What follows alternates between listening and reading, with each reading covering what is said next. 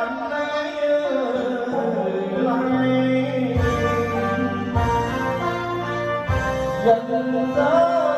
dương ai khai đến quy